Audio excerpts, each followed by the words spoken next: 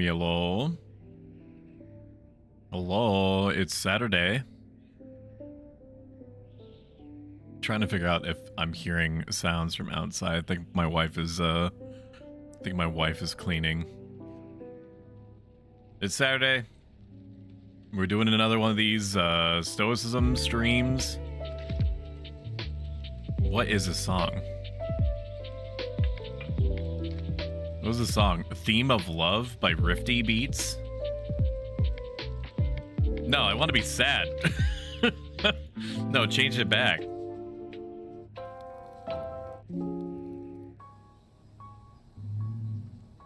Made in Black. Secret Betrayal. Nameless Song. Elden Ring. No.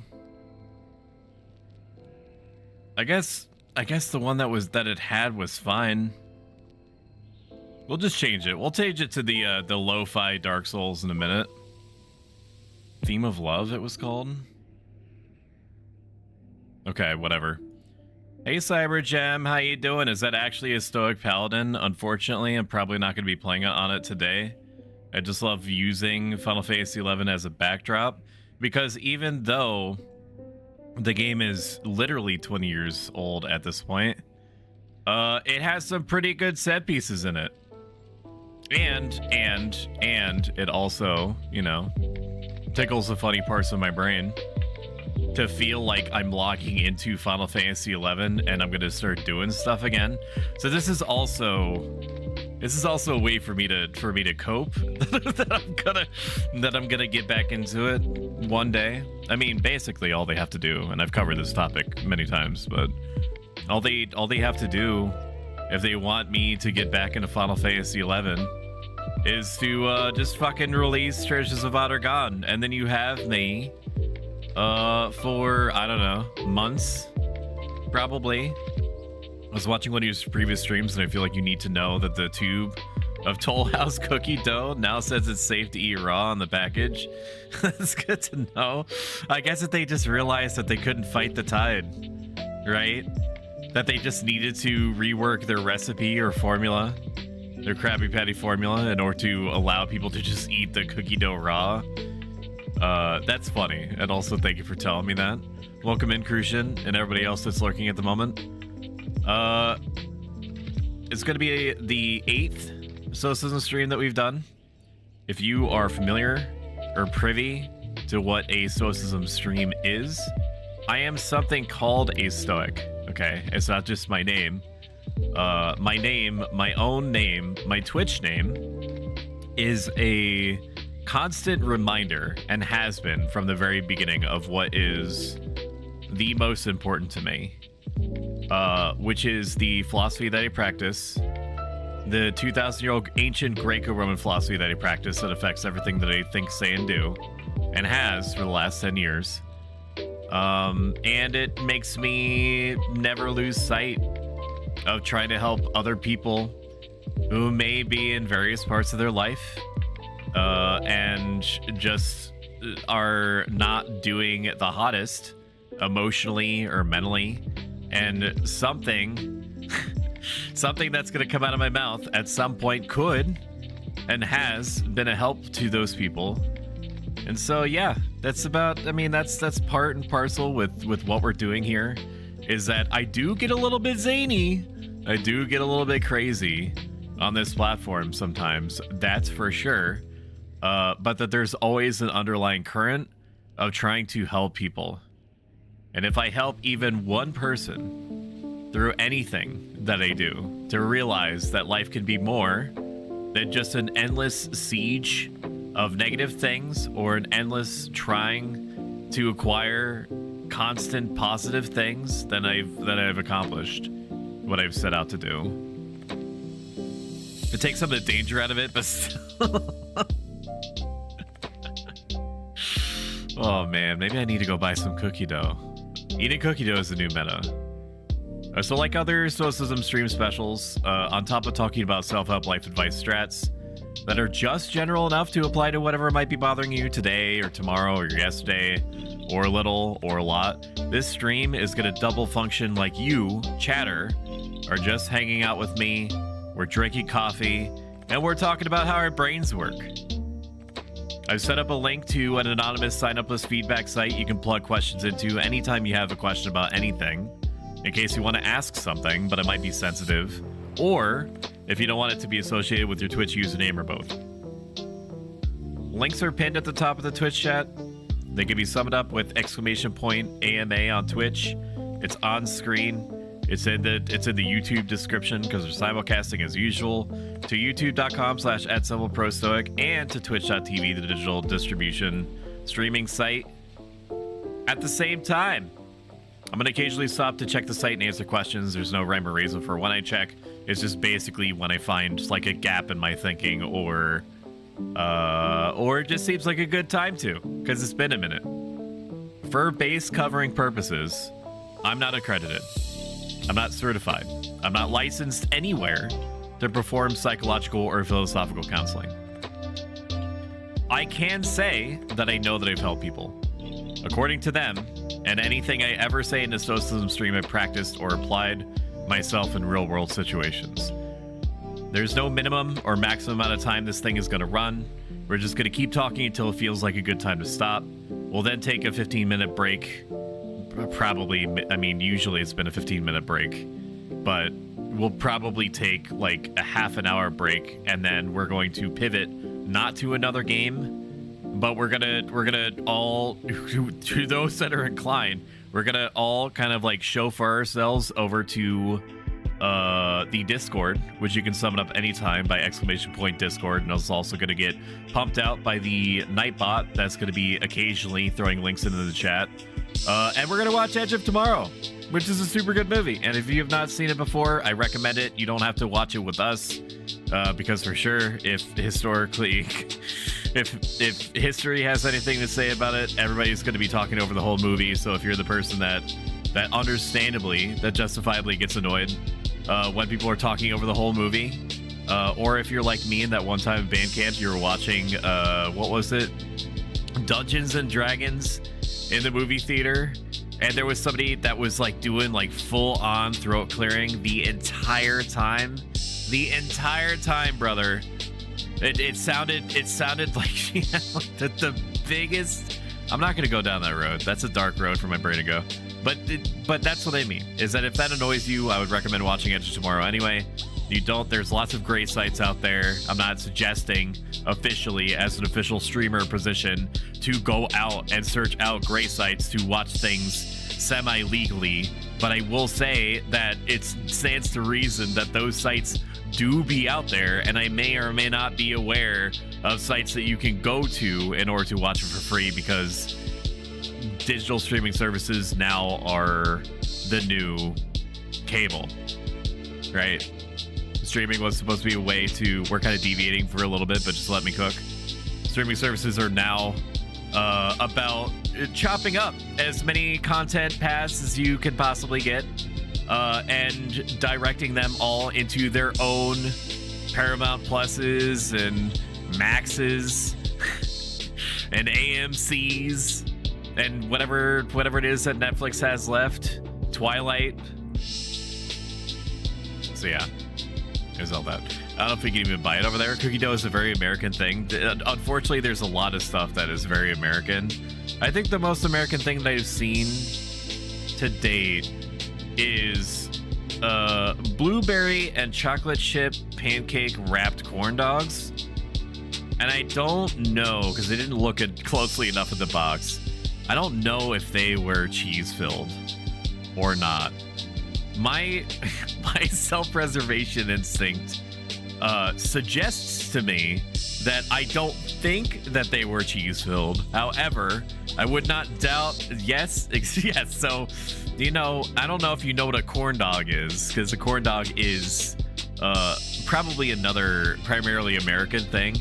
A corn dog is a hot dog on a stick that is wrapped in fried bread material. Okay, not always cornbread or like a cornbread adjacent material, but it is a hot dog and it's wrapped in something. And it was wrapped in chocolate chip and blueberry pancakes. So deeply fucked is a deeply fucked food. I would not recommend you even treat that like a dessert. I don't know who that's for. No one.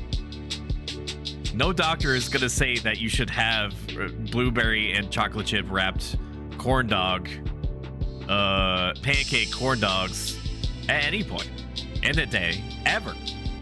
For any reason. They actually look delicious though. That's how they get you. That's how they get you. They get you that way. A lot of the stuff that's going to be coming out of my mouth when we actually get started is going to feel heavy or intense. If you have any questions about anything we go over after the stream ends, but you'd prefer to do it by DMs or what have you, reach out to me on Discord. I'll get back to you as soon as possible. I've seen and endured a lot. So there's really nothing, as long as it's legal. There's really not, because again, there's no, client attorney privilege. I'm not a lawyer or a licensed psychologist, as I said. There is some stuff that probably should be discussed with a professional counselor or lawyer, okay? But most things that you experience as a human being, as a individual meat person on this planet, I can probably help with, or at least give you advice based off of my own experiences and what my philosophy suggests should be done, or what the approach is. But I always recommend that you seek out professional help. For some people, Stoicism is going to be right up their alley. Hello, it's me. I am one of those people. For others, they're going to get more immediate and significant benefit from seeking out a professional. Okay. Actually look delicious though. Japan has adopted corn dogs. They need a Japanese one, not an American one. Fuck knows what will be in them. Yeah, no, I would trust anything outside of the US, to be honest with you. I would. I mean, the only thing that I would hold back on trusting less is maybe the water, if only because, and I'm not speaking about any general country, if only because I have had it ingrained in my brain that my system, my gut, has been chemically altered in some way by American water, that I have no defense against any like I don't know, like germs and stuff, or like different things that could be in the water. Again, I'm a dumb American, so I don't know if that's even true. I just know that when Shumi and I went vacationing at some point sometime in the past, it was like it was drilled into us that we should be drinking bottled water at all times. I don't know how true that is. Lastly, before we actually get started, why am I doing this? It's because I owe a debt. I owe this movement, I owe the philosophy, I owe these people from thousands of years ago for who I am, and the belief that I can actually become the type of person I wanted to be since I was a kid through my own efforts. I owe it to people going through what I did the majority of my life, hopefully to give them the tools they need in order to help themselves before they feel comprehensively, utterly, constantly lost or alone like I did once. It is a goal of mine to stream part-time, and if we get there full-time, so I have as many opportunities as possible to impact people that may or may not be suffering like that. If I continue to help even one person with every stream, like I said, I consider it accomplishing my core goal, no matter how much or how little money flows through the channel, or whether I float 1 million followers or 100. True for places that don't have good water filtration. If you come to the UK, you would be fine, I'd imagine. I would think so. In the last 7 Stoicism streams we've done, we've more or less focused on high-level overviews of Stoicism, what it is, some important concepts, how to apply some of it.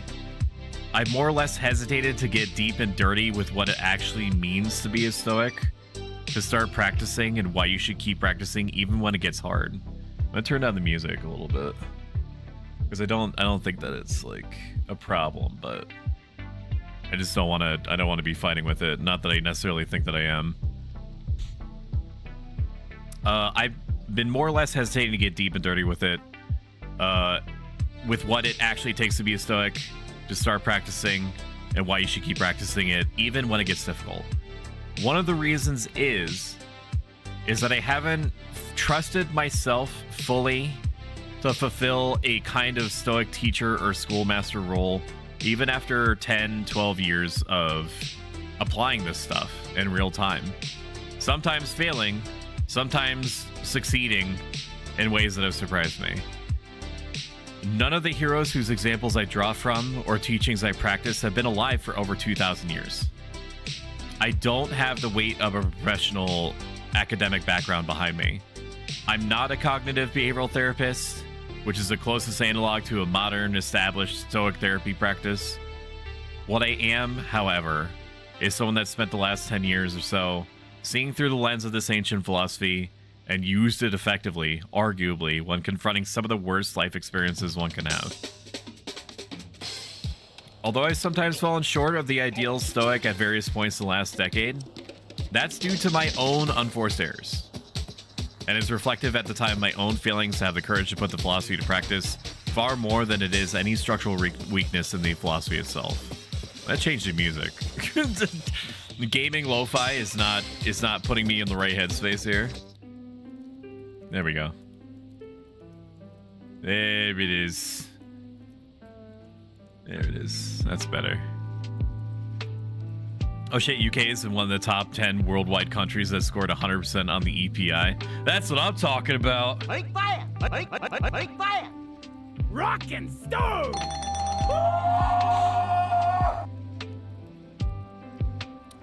Though very little of the Stoic original text survive, time and time again, the Stoics in the remaining written works stress that so much of it is discoverable in the self through careful practice and introspection. It's not necessary to have all the Stoic work available. It's enough to reflect on precedent and framework, and then practicing to the best of our ability in whatever stage of life we happen to be in.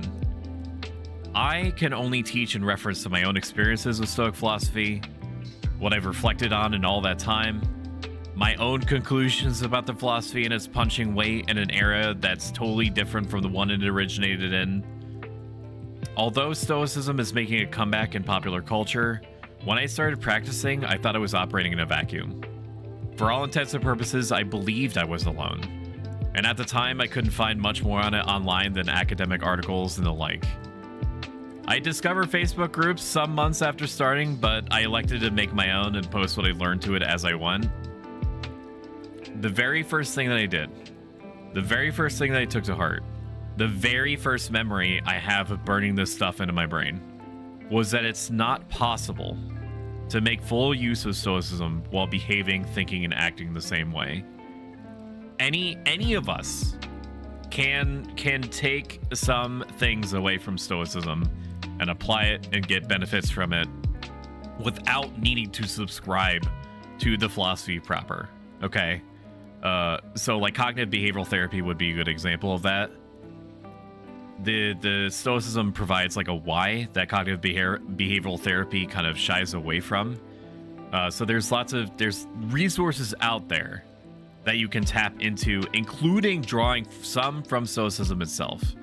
It's just something that gives you the widest range of benefits if you just try to grapple with it and apply it and incorporate it into your being. Okay, but it is not required for you to be a Stoic or to refer to yourself as a Stoic in order to get mileage out of this. US is 23rd at 89.3%. That's a B, baby. That's a solid B. That's like a B plus. Awesome. This is because you're trying to retrain the way that your brain works when you're dealing with everyday situations, both negative and positive. You are working against a tide that you're surrounded by both internally and externally. By the judgments, the opinions, habits you formed over your lifetime. However long or however little that's been, and an ongoing torrential, often materialistic culture that's bearing down on you day in and day out. And by trying to practice Stoicism to whatever degree you find beneficial for you or appropriate for you, you're shifting your perspective. You become your own guide. You're not alone in doing this, but you are responsible for your own internal heavy lifting. This is because you are fundamentally changing what you value and how you value it, and you're turning it away from outward things, directing it inward. If this all sounds like a scary or difficult process, it's because it can be. Sometimes it is. But the enduring, independent sense of peace and contentment, regardless of what's happening around you and to you, that Stoicism suggests it can give is there. It's in you. It's waiting to get tapped into. If it was easy to unlock it, if it was easy to maintain it, if it was easy to live it, everyone would do it. Very little in life with that kind of impact comes quickly or easily. There has to be something like a Full Metal Alchemist level of equivalent exchange. Changing the way that you think, the way that you act, the way that you speak necessarily will cause some people to act or think differently about you, at least at first. This includes family, close friends, coworkers, superiors, acquaintances. This is because most people, including strangers, are accustomed to thinking of you and others and people in general in a certain way and have certain expectations of each one of those groups. You have to accept that people will laugh at you when you try to describe what Stoicism is. You have to accept that people will judge you. Some people may even belittle you. While I didn't experience much of that personally, possibly due to the conventional things I accomplished and the reputation I gained while practicing Stoicism, it nevertheless did, could, and will happen. To give you a little bit of an anecdote, when I was in college, which is about halfway through college is when I started practicing Stoicism and started calling myself a practicing Stoic. I originally went to college for psychology because as far as I understood it, at that point, that's just what I was supposed to be. I was supposed to be a psychologist or I was supposed to be a counselor because I knew two things at that point. The first thing that I knew was that I was what could be described as an active listener at the time. That people could just tell that when they were describing things to me or opening up to me, that I was actually listening to them, that I was attentive. And I seemed to be good at talking to people. I seemed to be good at talking to people about their problems, about helping them work through things that were difficult for them. I didn't have a dream, necessarily. I didn't want to be an astronaut. I didn't want to be a doctor. Okay? Didn't want to be an engineer. I had a very vague belief that I wanted to work on video games, and almost went to college for video game development. Thank God I dodged that bullet because it was like a scam college, so I didn't actually commit once they told me how expensive it was going to be on a semester by semester basis. I was like, nar. I was like, nar, I just like video games, but I don't know if I like it that much. Right? But I was like, okay, so I'm an active listener and I'm good at talking to people. So therefore, I guess I'm supposed to be a counselor. I guess that's just what destiny is, or fate, or what have you, is supposed to make me do. So I went to college to learn psychology, and I didn't really enjoy the fact that most of what I seemed to be learning had to do with chemistry and biology. It seemed like it was like 60-40. Maybe that's being generous. It seemed like it was 70-30. 70% trying to figure out how the human brain and body worked at a physical level and how to ostensibly medicate it, versus helping somebody use whatever mental or emotional resources they have in order to work through whatever issues that they happen to have.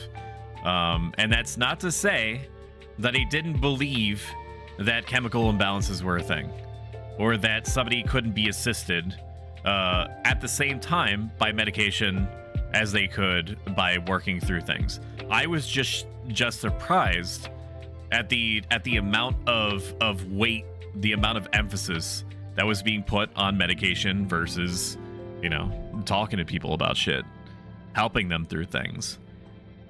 So I did what most people would not recommend you do in American society, and eventually, shortly after, I went into an intro to philosophy class that I thought was a waste of time. Welcome in, Vinny. College do be scamming sometimes. Yeah, it's amazing how expensive things get when they're for profit, when they're for profiting you, for sure.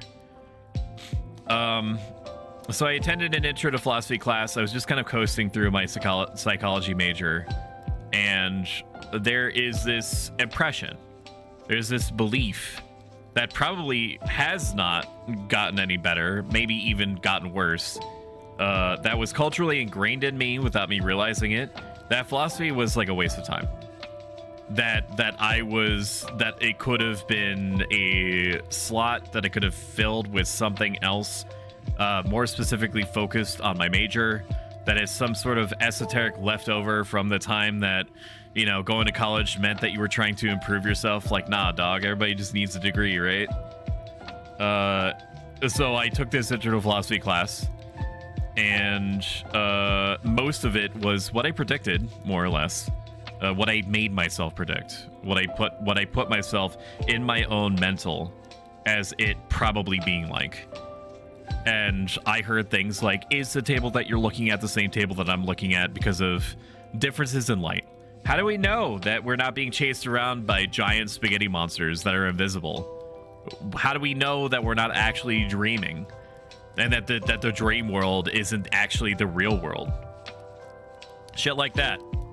Welcome in, it's Freddy B. How do we know?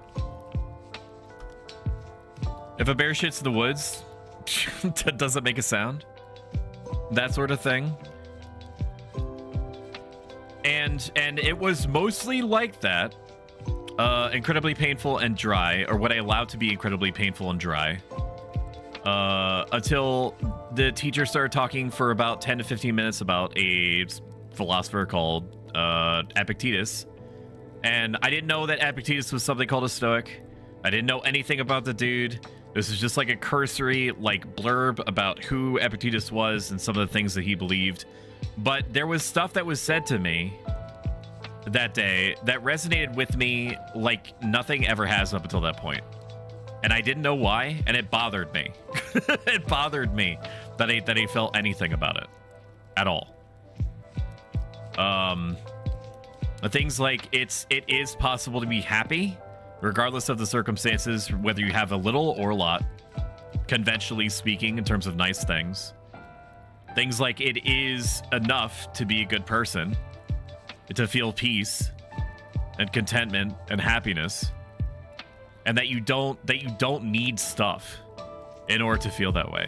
Different things like that. I don't remember exactly what he said, but those were the through lines, right? And I remember sitting in my dorm room some 1 or 2 months after that, and I was feeling some absolute cornucopia of emotions, which is not abnormal for me. But I didn't know what I was doing. I didn't know what I was supposed to be learning. I didn't feel any connection at all. Like I expected that I would just like lock myself into being a psychologist, right? And then there would be some sort of like shimmer or spark or something in me that would suddenly I'm be like, oh, I'm supposed to be a psychologist. That never happened. And so because it didn't happen after me being like some months into the major, I was like, okay, what's going on? Like, what am I doing? Like, am I just doing this to do it? Which of course, yeah, I was, because, you know, it's expected for you to get a college degree in order for you to get like some slightly above minimum wage jobs, because we live in America, right? And I was feeling angry. I was feeling depressed. I was feeling sad. I was feeling confused. I was feeling afraid. I was feeling like romantically challenged. I didn't know what was happening in my life. I didn't know what I was feeling properly. I didn't know how to contextualize any of it, and so I was basically just existing, or like trying to exist or persist in my dorm room. And I remember my dog is trying to get out of the room. I'm gonna open the door.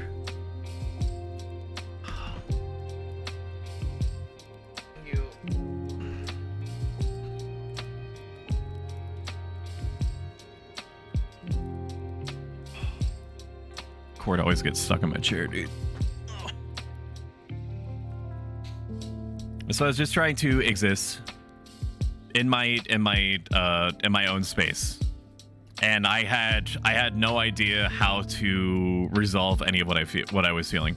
It didn't really occur to me to possibly go to the counselor on campus just then. All I knew was that in that moment I didn't have the option, because it was nighttime or something, and it was by far the worst version of anything that I'd ever felt up until that point, because I was just like there, and I didn't know what was going on. I didn't know what I was supposed to be doing, or how to resolve any of the financial, romantic, emotional, psychological issues that I was experiencing at the time. And I thought to myself, what am I supposed to do about that? How do I even help myself? This is just how life is sometimes. Everybody feels this way. This is quote unquote normal, yes? And like a little voice in the back of my head suggested, maybe not. Maybe it doesn't have to be that way. And I asked that little voice, what do you mean? And little voice came back and said, wasn't there some dude that you were told about in that intro to philosophy class that you thought that was a waste of time, and you felt something, you were impacted in some way by that? And I was like, yeah. And so I excavated my intro to philosophy book from underneath my bed, and it was a hefty bitch. 500, 600 pages, all inscrutably dense, dry material, back to back, cover to binder. Just an absolute slog of a book. And I was like, okay, well, I could just flip to this section where that dude was and see if there's any reason for me to feel this way.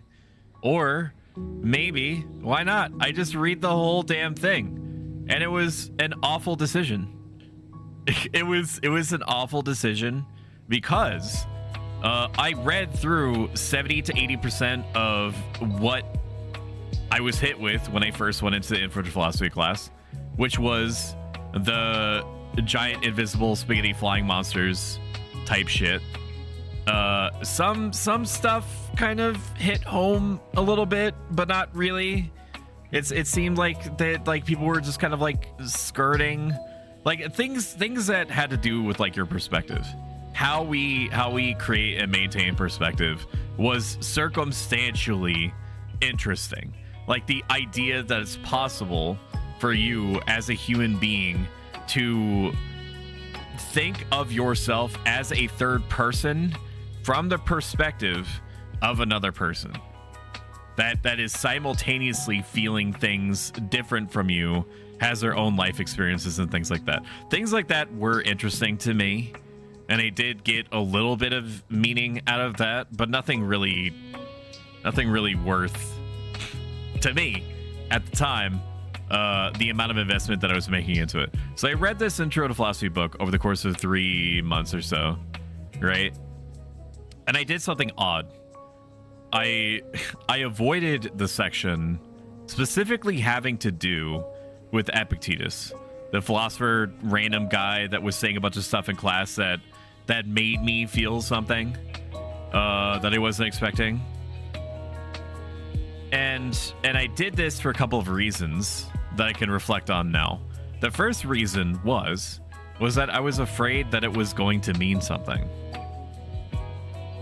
I was scared that it wasn't going to mean anything. So I was both afraid that it was going to mean something, and then I was going to have to make some like substantial psychological changes that may run out some point. Like, you know, like what if it impacts me a little bit and then I just don't feel anything after that?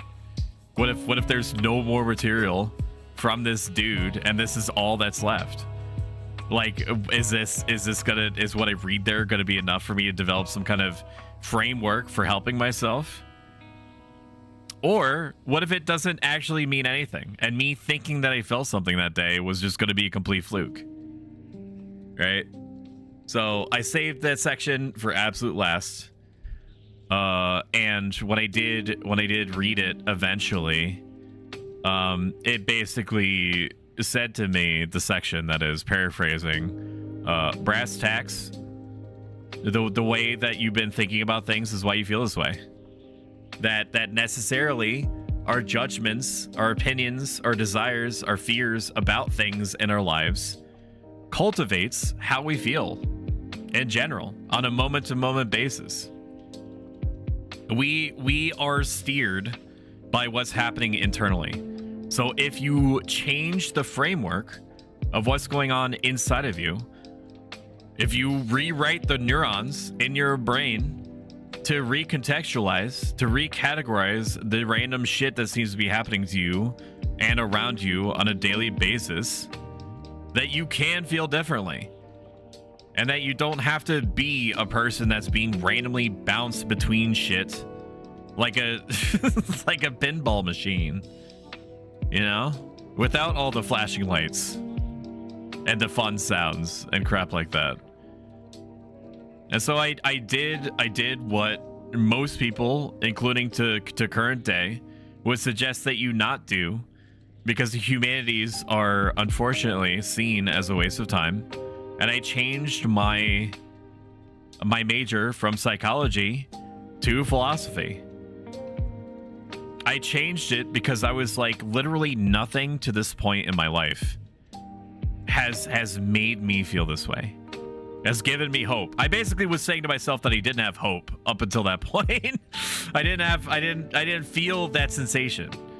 Like, I knew what hope was, but I didn't really experience it outside of like certain like pre-dopamine thresholds, certain events happening in my life. But like the actual feeling that things were gonna be okay and I know who I am and what I'm supposed to be doing as this individual physical me person on this planet, I didn't feel that before. And so I wanted to devote as much time as possible to it. Now, the Stoics did suggest that by making these changes, like I mentioned before I went into this whole tirade, that's not a word, that people could think of you differently. That friends or family could look at this change in your behavior, and so you might get asked 80,000 times, which I have. I'm not salty or nothing. Maybe like 1% salty to get asked like 80,000 times since I started practicing Stoicism. Are you okay? Are you? Is something on your mind? Are you being bothered by something? And that's because you're not like fucking banging your cymbals anytime anything happens. You're not having like an overt visceral are you okay? Exactly. Yes. Sorry, 80,001. I need to update the scoreboard. Thank you for that, Twitchy Poo.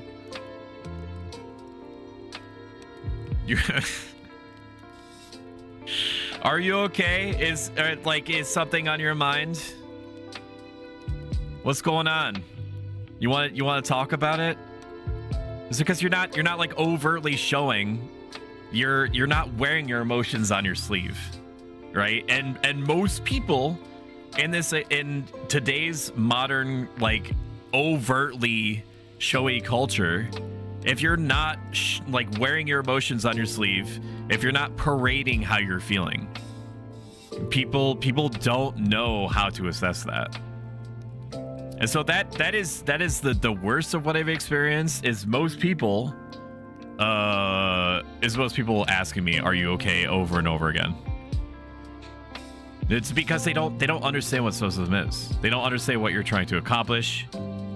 I guess the closest analog would you saying to yourself, like, I'm a Buddhist or something. It's essentially along that same emotional wavelength, but more people are gonna are gonna understand or get an idea of what's going on if you just say you're a Buddhist than they are if you're gonna say that you're a Stoic, right? Because lowercase Stoic is used in the modern day, but it typically means it's like a bargain basement version. Embrace Stoicism. I Lord Melee, welcome in on YouTube chat. Good to see you. The lowercase version of Stoic implies what you would think, which means that somebody that's typically very reserved, somebody that is very collective.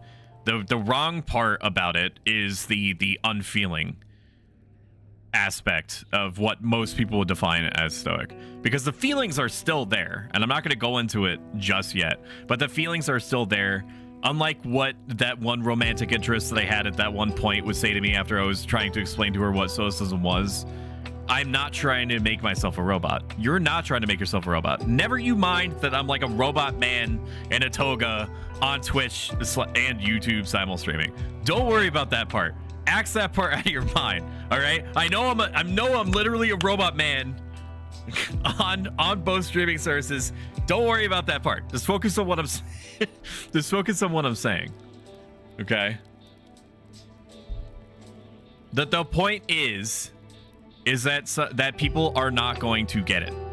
They're not going to understand why you're doing this thing. They're going to have this impression that you're trying to make yourself into a robot if you explain it to them. What if you're a man robot though? That's a good question. I'm gonna fix my ad break timer at the top right here, because it doesn't update properly unless I hit the snooze button twice, which incidentally buys us another 10 minutes of talking or so.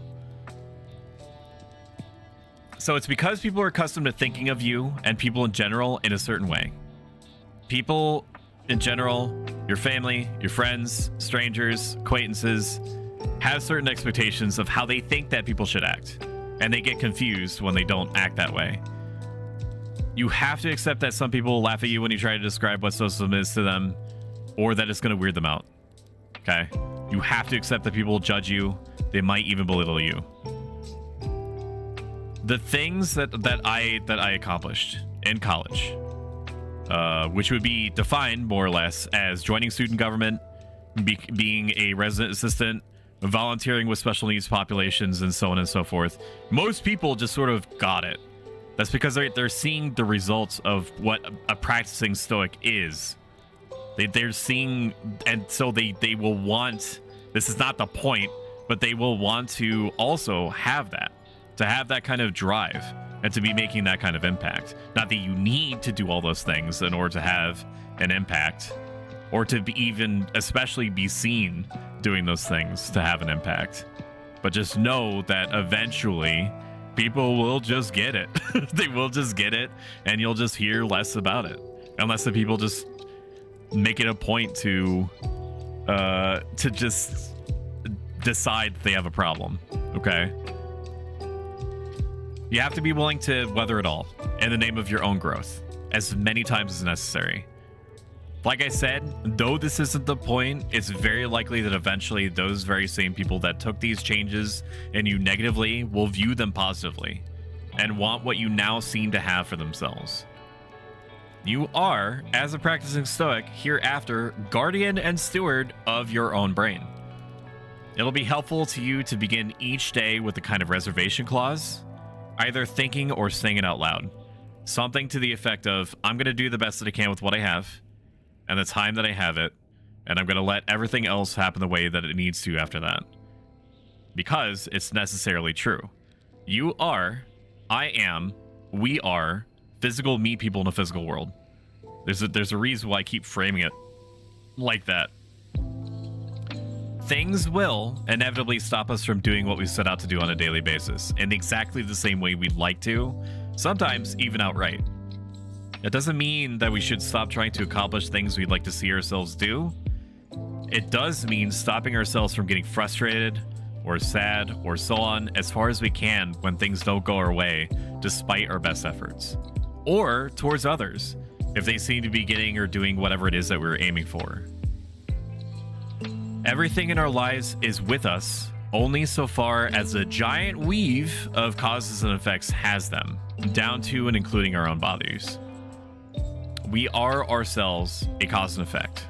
So while we do have some license in maneuvering things how we'd like to see them, we're not often or even primarily the sole driving force behind things happening the way that they do. Depending on your perspective, it may have never been intended by our apparent design by whatever powers that be that we should be.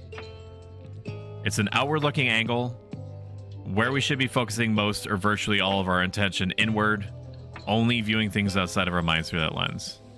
Not only is that how we're going to find actual peace and contentment, but per Stoicism, the Stoics suggested that it's the only way. And I happen to believe them based off of my own experiences. The reason I'm looking over here is because I want to refresh this anonymous feedback site. So the feedback link that is on screen at the moment is summonable by !AMA, is pinned at the top of Twitch chat, is in the description of YouTube chat, and so on.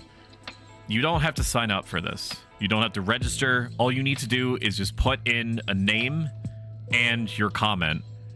Just make sure that even though it's anonymous for you to sign up and comment, other people can see what you posted in there. Okay? So don't put any personally identifiable information in there at all. Okay? I'm going to refresh this and see if anybody put any questions or anything in here. Okay. We Gucci. All right. There are things that are inside of our control. There are things that are outside of our control. Things that are outside of our control include the ultimate state of our own body, fame, our wealth, our occupations. Things inside our control include our desires, our fears, our opinions, our judgments, and our habits.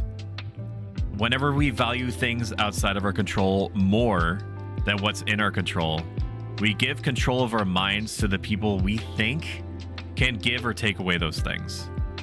We become afraid. We become envious, jealous, angry, so on. Whenever we value things inside our control, we hold onto control of our own minds. So that if someone or something comes along and impacts us outwardly, we have a first line of mental defense at worst, and at best, we have a means of converting that new outside thing into something constructive, into material for our well-being, whether it's a positive or a negative event. So how do we do that? What do you mean? What are you saying, streamer? How do we stop ourselves from just eating every single thing that happens to us at face value? The very first key is recognizing how we contextualize things happening around us and to us, so that when stuff happens, we don't go straight from this thing happened to me to this is immediately good or bad, and that's just the long and short of it. Whenever something happens to us, two things happen in our brain at almost the same time. Up to our five senses give us an imperfect snapshot of what seems to be happening right then. This combines with a non-voluntary value judgment about what things that seem to be happening could mean for us. The Stoics describe this as a first movement of the soul, and it can almost never be trusted at first glance. Unless there's like a piano falling and yes, you should get out of the way, right? If you're about to get crushed by a piano, then you should probably move out of the way. That's recommended. That first movement of the soul is accurate. But for the vast majority, when the non-voluntary value judgment and this five senses snapshot combine together in our human minds, it becomes something that we can understand, something that we can respond to, called a proposition. If we agree that the proposition is accurate, that there's absolutely no way we could get it twisted or misunderstand what we think is happening, the original sentiment that we felt from the first impression of the situation gets reinforced, along with whatever emotional or thinking habits we have about the same or similar situations. This act of agreeing that this thing that seems to be happening, and this is how I should first feel about it, is accurate, is called giving our assent. If we hold back on giving our assent, if we hold back on agreeing with what we first feel, essentially we're saying to the situation, you're an impression, and you're not necessarily what you seem to me to be right now. We accomplish two things. For one, we create and build a habit of stopping gut reactions from taking over our brains instantly the moment anything happens. And we give ourselves a chance to reflect on the underlying causes and effects of the situation. We assess what our role is or isn't in relation to the thing that seems to be happening. We get a sense of what kind of outward agency we have to steer what seems to be happening towards a conclusion that we prefer. And it gives us a chance to get some other evidence that the thing that seems to be happening might not be completely how it seems. The act of knowingly giving assent, or knowingly holding back assent, fundamentally reworks the relationship between us as individual meat persons and everything that necessarily happens outside of our individual meat person bodies. Instead of us simply reacting to everything, we reclaim agency over our own minds so that we become the acting party instead. This might seem paradoxical, that it's possible to be acting agents in a reactive universe, or said differently, that it's possible to have free will in a seemingly deterministic world. But for Stoics, to me, it is possible. They refer to it as co-fatedness, the idea that certain results are likely or inevitable, such as us being human and us having to die one day, but that trajectory is necessarily influenced by whether we eat healthy, whether we exercise, whether we take medications when sick, and so on. All right, I'm gonna take a drink because I haven't stopped talking for like the last hour. Oh my god, how is everybody doing? If you're comfy, don't worry about responding to me. I'm gonna refresh the feedback site and see if anybody put anything in there. No, we are good then. All right, so what I'm gonna do is I'm gonna run ads now so that we don't get stopped unceremoniously while we get into the middle of a new tirade or something. If you've enjoyed this so far and you want to see more of it and get updates when I'm around, match that follow button. If you like this a lot and want to support the channel and all the projects that are running in tandem with it, consider subscribing. Not necessarily now, at some point in the future if you have the means to do so. Every single penny feeds back into the channel in some way. There is, because Twitch is panicking, there is a 5 times a gift sub discount for some people, quote unquote. They're rolling it out as an experiment with no end date. So if you are well off, okay, or have disposable income, and you feel like being extremely generous to me randomly, that is an option for you at a discount. All right, I'm gonna run ads. I'll be back in a couple minutes. I'm gonna go to little robot man's room. Don't go nowheres.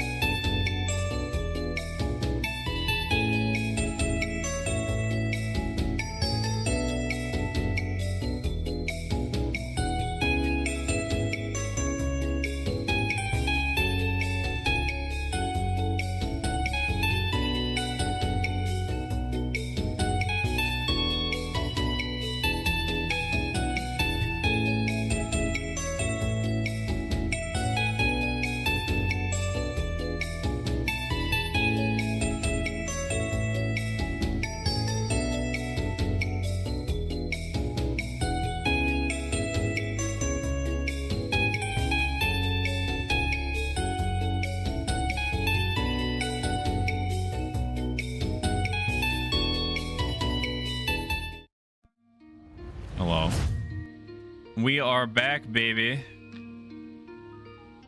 We are back. Look, lady, whatever you're selling, I ain't buying, yo. Well, my name is Skylar White. Bingo! My husband is Walter White. He told me everything.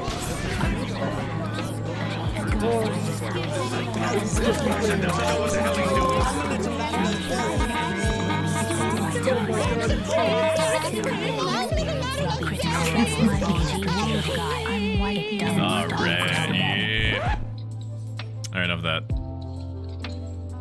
Alright, so we're gonna go on for a little bit longer, I think. And then we're going to segue into Discord to watch Edge of Tomorrow. And it's gonna be fucking sick. Now, I've seen it about 100 million times. If you are somebody that has not seen it and you don't want people constantly talking over it, I would watch it. What is going on? So, did you ever play retail? I did play retail. I did. About 1,000 years ago. I've not played it even remotely recently. I actually played retail up until about 1/10 of the way into Wings of the Goddess. I remember getting whatever the middle rank was in Wings of the Goddess. And I also remember that that was the first time I ever got put in jail because people were using using the bard job and sitting in certain sections of Bastock while it was getting anally explored by monsters and just spamming songs over and over again. They were botting, and so I would routinely drag a train of mobs over to the bards and watch them go to absolute town on the buttholes of these botting bards. So that was the last experience that I have of retail. Remora? No, I was playing on Azura. Also, welcome in, Phil Leviathan. Good to see you. Yeah. So watch Edge of Tomorrow. Shumi may or may not be there for that. She's indicated that she wants to be there. Shumi, my wife, for those that are not familiar. Yeah. The Ashurda. Yeah. I still think about retail. I don't know if it's in me to go back to retail. If only because I've seen so much of the story already. Not all of it, mind you, but I've already restarted Final Fantasy XI like 3 times. I don't know if I could do it a 4th time. Azure full of unskilled players who are pay to win. That sounds like it could be accurate. Yeah, I have no dog in this race. Okay. It could be. As far as I know, you are correct. It's full of unskilled players who are pay to win. I don't know what you could do to pay to win in Final Fantasy retail. I don't know if they added things that you can buy. Shout out O's Music. Welcome in. Display one of your characters that you've already done the story on. I don't know if I even have access to my original account. I have no, I don't even know what email address it was associated with. Bahamut is the biggest non-pay to win. Then if in the technically non-zero chance that I play retail again, maybe I'll go to Bahamut. Who knows? Come play Final Fantasy XIV then. The difficulty is, with me getting into anything MMO or MMO light on the channel, is that I'm basically converting my channel into whatever that game is in perpetuity. So I which would be fine if I'm really stoked to play whatever the MMO or the MMO light is. There's just certain things as a streamer I have to be cognizant of. And before I get into that, if I have free time, typically I'm either preparing for streaming or I'm doing streaming. So if I don't have the ability to play whatever it is off stream at my own leisure. Therefore, if I'm going to be playing like an MMO like Final Fantasy XIV or like Final Fantasy XI retail, I would have to do it on stream. Okay, and that comes with certain sacrifices, right? If I play Final Fantasy XIV, I will be slaughtering any chance that I have at discoverability. Because everybody in the fucking universe is streaming Final Fantasy XIV at any given time, right? So which is fine if I was really wanted to play Final Fantasy 14. I've played about 800, 900 hours of Final Fantasy 14, which I know in the grand scheme of things makes me basically like a baby, like a big old baby. Like that's almost nothing. But I did get my fill of it for now. There's also a huge mental block there because I'm gonna have to relearn everything. How my jobs work, where anything is, what my capabilities are, what's worth doing, what's versus what's not worth doing, so on and so forth. Mamba Hamad. Leviathan, where all the cool people are. I only play Final Fantasy, the baking sim that is FF themed. Oh, Final Fantasy. That's funny. plus one. All the coolest people on Bahamut came from Leviathan. Bruh, 14 sucks nuts. I need you, Fiddle, and Crucian to start making out right now. It's okay. Once you learn the meta, it will change again. All right, back to it. Back to the words that come flying out of my mouth. Let's do a quote. Unbroken prosperity cannot endure a single blow. He who has constantly battled misfortunes has gained tough skin through experience. Yields to no evil. Even if he falls, he continues fighting on his knee. Seneca the Younger, a Stoic, said that at some point towards something, probably somebody asking him if he knows what time it is or if he's having a good day. He just says quotes like that. The 5 Ds of Final Fantasy. It's the most easy for us to believe in ourselves, to handle things properly when there's not really much going on, when there's not really much negative that's happening, and when the impact or the consequences of what seems to be happening is very light or non-consequential. It's not easy to try to get a handle over your own brain when you are fighting multiple negative things that are happening in your life back to back, or especially severe ones, or sometimes both, if life is feeling like throwing you a bunch of curveballs at the same time. Foresight is an ability that we have as humans that's easy to try to use, but is enormously difficult to properly constructively control. We have the ability to observe patterns. We have the ability to make predictions based on these patterns. We have the ability to plot courses of actions because of these predictions. But it's imperfect. It's something that we have to shape. The intended steps and the goal of the courses of actions that we take are molded by habits that we formed over a lifetime. Ways of thinking, belief systems of what is or isn't valuable. These beliefs are themselves founded on judgments of what is or isn't valuable, what should be chased after, and what should be avoided as something scary. And how this affects you and what your perceived well-being is. In other words, a person's beliefs about what is helpful and good for them, what is harmful and bad for them, determines how that person does shit and how they process circumstances that change around them. Paraphrasing my dude Epictetus, if you point to a rock or to a log, you can tell what it is. It's a rock or it's a log, and that's pretty much the end of it. If you point at a person, you cannot tell what they are. From on the inside, I mean, on the outside, they're a meat popsicle, right? But you don't know them. You have to observe what judgments they seem to have through their actions, and then in so doing, you can more or less predict what that person is likely to do next once you have enough information. A person that believes that good fortune is necessary to be happy will be happy, predictably, when nice things happen to them, and not happy when they don't. They're going to be less likely to constructively handle negative things or come to terms with negative things that happen as part of just being in a world that do be like this.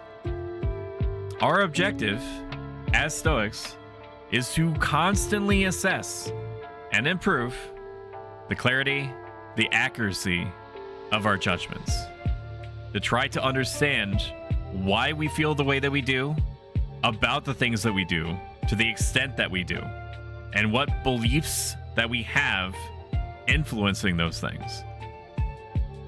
The appropriate use of foresight depends on our consistent, purposeful exercise and self-analysis.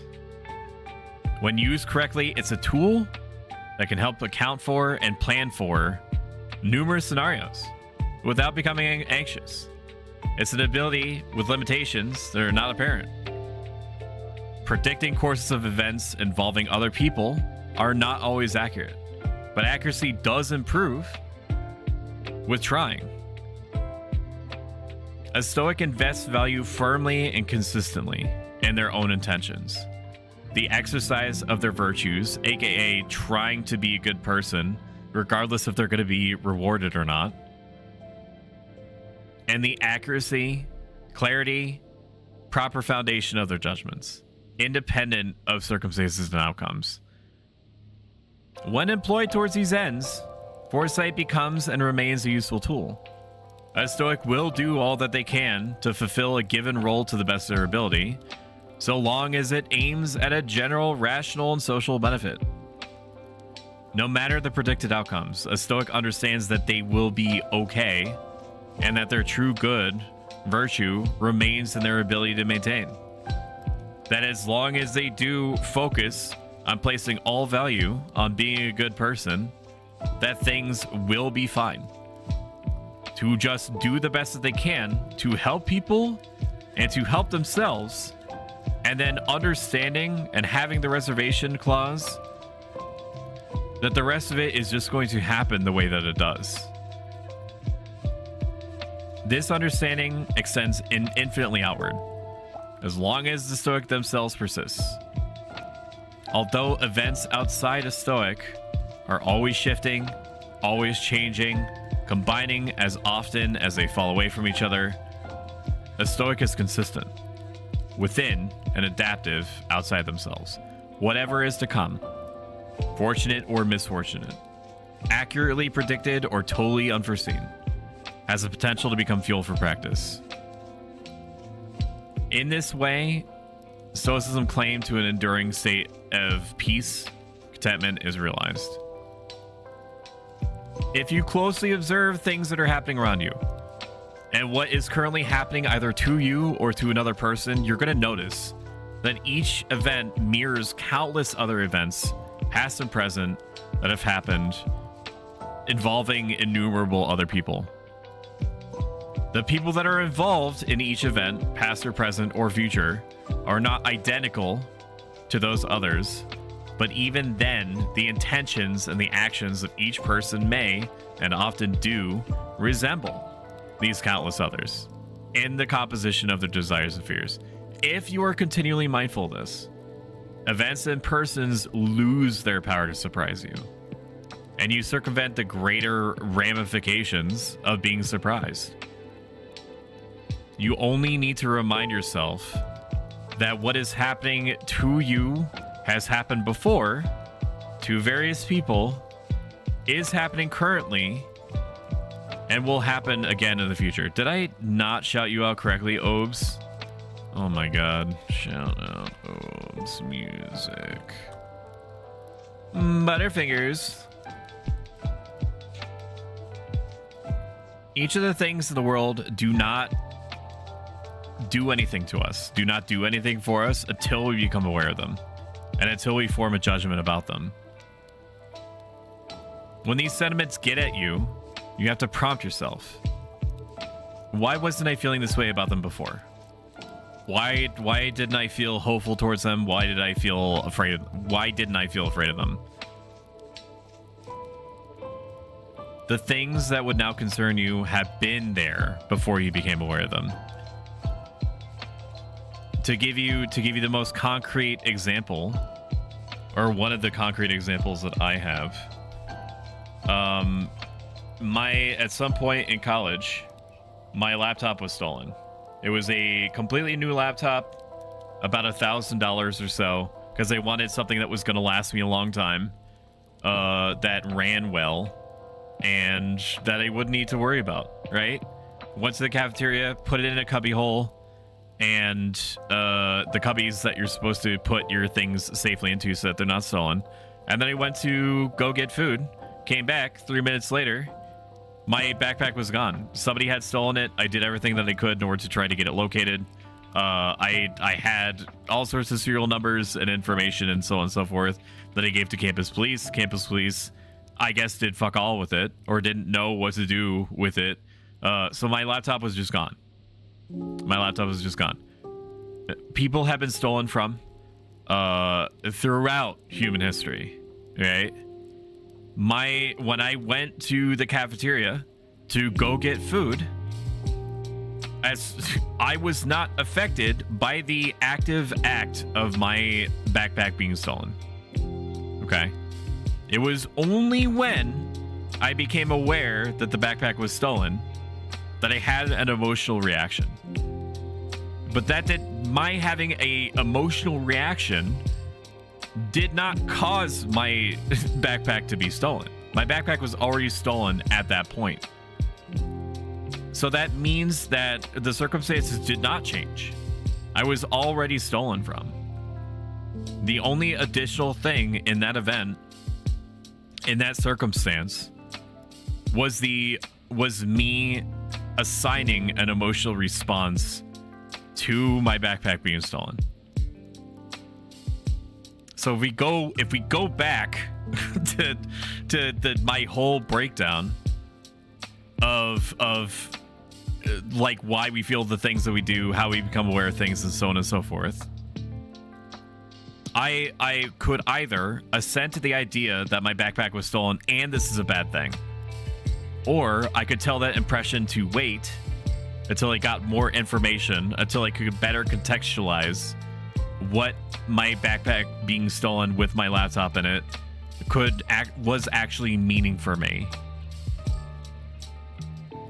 And so I was able to not experience like 95% of the negative emotional reaction. It didn't stop me from doing everything in my power to try to get it back. Yes. But I wasn't immediately crippled by the idea that I simply didn't have the money to go get a laptop. People were stolen from before. They survived by some means in the majority of cases. And I simply was returning to a state of being where I didn't have a laptop. Me feeling like this is a terrible thing that I'm not going to have my laptop anymore is not going to bring the laptop back. It is the nature of a laptop to be capable of being stolen. Could the person need it more than I did? Is it possible that they just didn't care? That they didn't know what they were taking? There's no way of knowing. But the only thing that I could control was my response to it. I was very proud of myself for handling things in that way. When you knowingly act as a good person, when you do good acts for their own sake, you're going to find that you're more resilient. You're going to find your ability to convert each difficulty into opportunities for training your rational and social faculties. If you act or react for the sake of a response out of people or some material benefit, you lose that opportunity. And you start chasing after the hope that you're going to get noticed for doing things or getting some physical benefit out of it, more so than you finding positive reinforcement just from doing the good thing, just from trying to be a good person. The objects of your fear that manage to get at you are going to one day pass. New ones may surface, but those too are going to fade. And the sequence will continue, so on and so forth, unless you have careful diligence over your own mind. Now, there is a weird risk that once you are more comfortable practicing Stoicism, that you will just assume that you have it locked in, and that's something that I've been suffering over and recovering from over the last 3 or 4 years. Is that I had just assumed that I could go on autopilot, and that I would just automatically do the right thing or approach each new thing correctly. But you are still a student, right? I'm still a student. And so missteps are going to happen. And necessarily, if you allow the missteps to happen without trying to course correct, then it just sticks with you, right? You need to try to not double down on your mistakes. But be patient with yourself. It's not possible to master these things quickly. Just instead, do your best to act continuously on them. And that's possible regardless of what the circumstances are.